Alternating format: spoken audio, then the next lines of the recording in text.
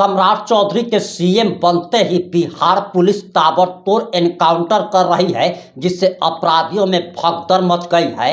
और बताया जा रहा कि 50,000 रुपये का इनामी मोस्ट वांटेड टिंकू यादव का बिहार पुलिस ने एनकाउंटर कर दिया है। और सिर्फ टिंकू यादव का एनकाउंटर ही नहीं हुआ है, बल्कि इसके अलावा 10 से ज़्यादा कुख्यात अपराधियों का, बदमाशों का, मोस्ट वांटेड का बिहार पुलिस ने एनकाउंटर कर दिया है। और आखिर पूरा मामला क्या है, पूरा मामला इस बात से 8 मिनट की रिपोर्ट में हम आपको बताने जा रहे हैं।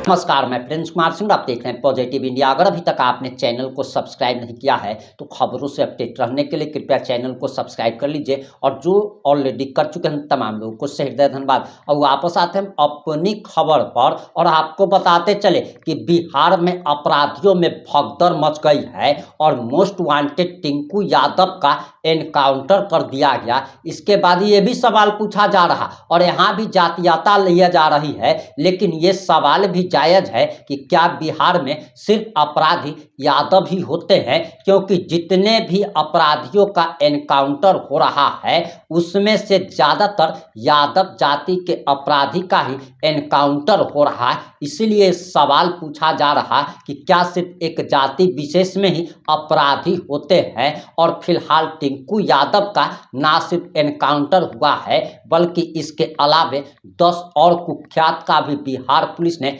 एनकाउंटर कर दिया है। और बताया जा रहा कि टिंकू यादव नवादा का रहने वाला था और नवादा पुलिस ने इसे घेर कर गोली मार दी। बताया जा रहा कि पुलिस को जैसे ही सूचना मिली कि अपराधी टिंकू यादव यहाँ छिपा हुआ है, पुलिस ने घेराबंदी की और घेराबंदी करने के बाद टिंकू यादव ने पहले फायरिंग शुरू कर दी। इसके बाद पुलिस ने जवाबी कार्रवाई करते हुए टिंकू यादव को भी गोली मार दी है। और बताया ये भी जा रहा कि टिंकू यादव कई सारे हत्या में फरार चल रहा था।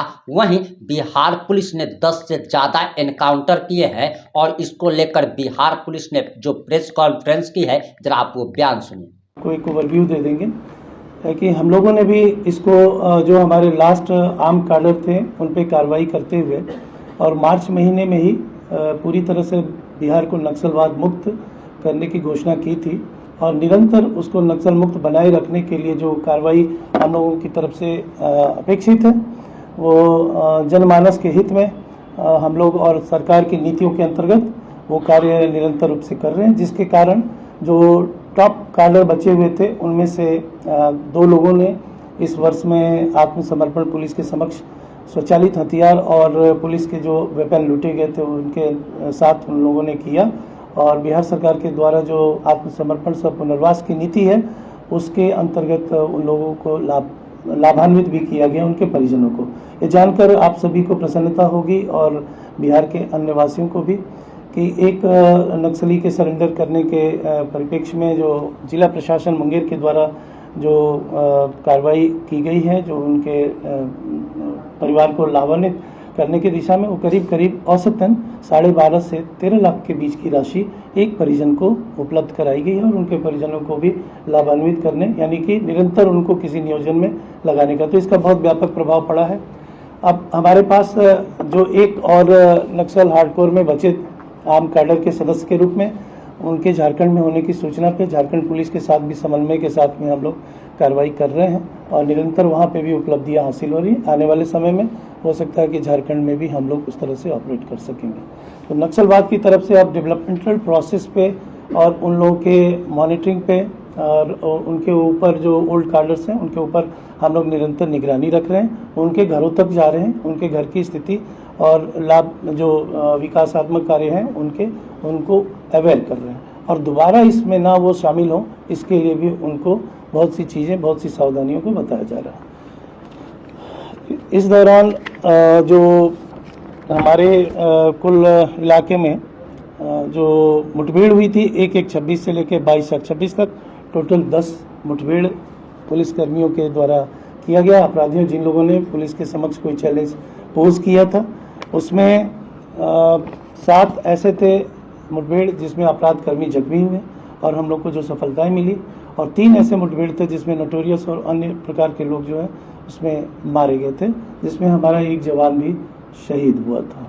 तो ये हमारा जो कार्य है इसमें मुठभेड़ की दिशा में इसका व्यापक असर पड़ा है क्राइम पे।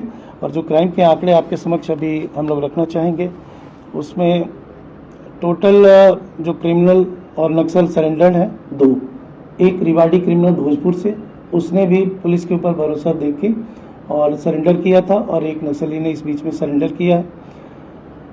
जो क्रिमिनल टोटल हम लोग के अरेस्ट हुए थे नक्सली इस बीच में टोटल 18 हैं अभी तक। जो बचे कुचे हैं उनमें गिरफ्तारियां भी हो रही हैं और उनको भी इन चीज़ों से अवेयर किया जा रहा है। इस अवधि में कुल अपराध कर्मी जो गिरफ्तार हुए हैं अभी तक वो संख्या 720 है, 720। इसमें 35 ऐसे हैं जिनके ऊपर पुलिस मुख्यालय के स्तर से या बिहार सरकार की तरफ से कोई भी पुरस्कार की राशि घोषित है, वो 35 वैसे कर्मी हैं। इसमें 10 ऐसे क्रिमिनल्स हैं जो कि टॉप 10 की श्रेणी में थे, वो भी इसमें नक्सल और क्रिमिनल पकड़े गए हैं। और अदर स्टेट से भी जो हम लोग कार्रवाई कर रहे हैं वो 3 पार्ट में कर रहे हैं। एक वैसे क्रिमिनल जो बिहार के रहने वाले हैं और अन्य राज्यों में किसी न किसी प्रकार के अपराध में शामिल रहे हैं, वैसे क्रिमिनल जो बिहार में कोई क्राइम किए हैं लेकिन वो अदर स्टेट के हैं, और वैसे क्रिमिनल जो हमारे स्टेट के हैं उधर से क्राइम करके आके बिहार में शरण लिए हुए छुपे हुए हैं। तो ऐसे कुल अपराध कर्मियों की गिरफ्तारी 62 का ब्रेकअप है। 17 हम लोगों ने एसटीएफ ने बाहर जाके गिरफ्तारियां की हैं। 25 हम लोगों ने गिरफ्तारियां वैसे की हैं जो कि अदर स्टेट में वांटेड थे और वहाँ की पुलिस ने हमको आके यहाँ पे हमारी मदद ली और हमने उनको गिरफ्तार करके दिया। और 20 ऐसे लोग थे जिनको हम लोगों ने पकड़ा तो उन पर अन्य राज्यों में आपराधिक मामले दर्ज पाए गए, तो उनको भी हम लोगों ने उनको सुपुर्द किया है। इस अवधि में जो स्वचालित नियमित हथियार हैं उनमें टोटल 15 हथियार वैसे पकड़े गए, जिनमें AK-47 2 और AK-56 1, इंसास 2, 315 बोर की राइफल 4 और semi automatic pistol 5, Glock pistol 1। Total country made जो इस बीच में रिकवरी हुई थी 178 हथियार। जो अनफिनिश्ड जिसको कहते हैं वो 89, मैगजीन 61 और इसी प्रकार से गोलियां करीब 1600 के आसपास हम लोगों ने उसके कॉन्टेक्स्ट में बरामद की हैं। इसमें कुछ नारकोटिक्स के भी आंकड़े हैं, तो हमारे साथी नीरज जी आपको जब डिटेल करेंगे तो नारकोटिक्स के आंकड़े, लेकिन आपको ओवरऑल जिस्ट में बताना चाहूँगा। 561 केजी और 514 ग्राम ये टोटल कुल नारकोटिक्स के विविध प्रकार हैं, जिसमें अलग अलग प्रकार के नशीले पदार्थों को हम लोगों ने जब्त किया, तो ये उनका वजन है। इसकी वैल्यू भी शायद आपको बता दी जाएगी। दूसरा जो महत्वपूर्ण पार्ट है वो है आजकल जो new emerging trends of crime में है कि ब्रांडेड ज्वेलरी या फिर सोने चांदी की दुकानों पे जो लूटपाट की घटनाएं या डकैती की घटनाएं हो रही हैं, तो हम लोग के यहाँ विविध प्रकार के सेल हैं, उनमें गोल्ड ज्वेलरी बैंक लूट सेल भी है। इनके द्वारा इस बीच में करीब 6.5 केजी का सोना बरामद किया गया है अलग अलग कांडों में, जो अन्य राज्यों में भी घटनाएं घटित हुई हैं उसको लेके। सिल्वर करीब 45 केजी के आसपास, और एक्सप्लोसिव भी हम लोगों ने कुछ बरामद किए, लेकिन वो इनसिग्निफिकेंट है। ID 2 इसमें है और कॉर्डेक्स वायर।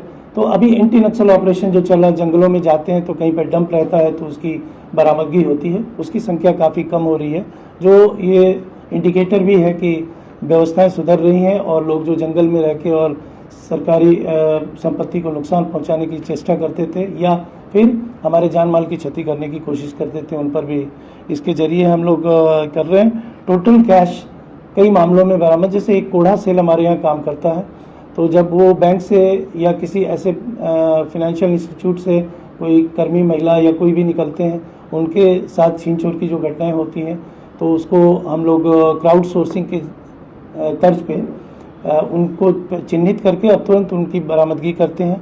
तो उसमें ये 68 लाख के आसपास में 68,41,000 की राशि अब तक हम लोगों ने यानी एसटीएफ ने बरामद की है। और FICN भी है, वो करीब 92,000 के आसपास में FICN वैल्यू का नोट बरामद हुआ है। क्राइम प्रिवेंशन बहुत बड़ा फोकस एरिया है, अपराध को होने से पहले बचा लेना। तो इस पे STF की विविध प्रकार की टीम, जिसमें सेल्स भी शामिल हैं, SOG भी शामिल हैं, और भी प्रकार की टीम हमारी हिट और स्वाट जो काम करती है, इन सबों ने 38 टोटल मामले पूरे बिहार में इस 1 जनवरी से लेकर 22/4 तक में अभी तक बचाए हैं, जिसमें मर्डर की 18 घटनाएं हैं और लूट और रॉबरी की 20 घटनाएं ऐसी बचाई गई हैं, जिनका डिटेल आपको आवश्यकता होगी तो दे दी जाएंगी। अब आपकी क्या प्रतिक्रिया, अपनी प्रतिक्रिया जरूर दीजिएगा। जुड़े रहे हमारे साथ। जय हिंद, जय भारत।